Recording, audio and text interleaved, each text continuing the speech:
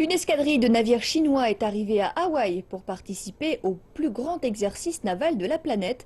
Le Rim of the Pacific Exercise voit la participation de 26 nations, 45 navires, 5 sous-marins, 200 avions et 25 000 membres de personnel. Ces manœuvres vont durer 5 semaines. Aucune tension, mais des félicitations. Les Américains remercient l'escadrille chinoise 153 pour cet exercice sans accroc.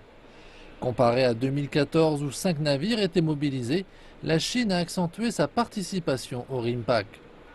Le destroyer lance-missile Xi'an, la frégate lance-missile Rengshui, le navire de ravitaillement Gaoyu, le sous-marin de sauvetage Shangdao ainsi que le navire hôpital l'Arche de Paix participaient au RIMPAC 2014.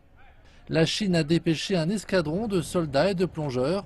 En tout, ce sont 1200 officiers, soldats et marins, soit le plus grand contingent national impliqué dans ces exercices. En direction d'Hawaï, le commandant du Xi'an affirme que tout se passe bien. Lors de la pratique tactique, les flottes chinoises et américaines peuvent précisément comprendre les instructions et localiser rapidement les zones prédéterminées. Cela démontre que nous avons très bien communiqué et compris l'objectif de la pratique.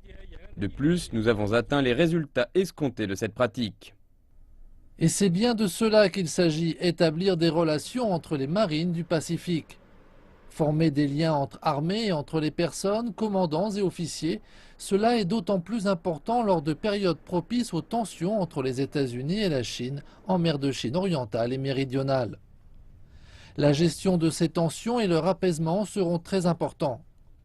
Lors de ces exercices, la Cour permanente d'arbitrage doit se prononcer sur un dossier initié par les Philippines.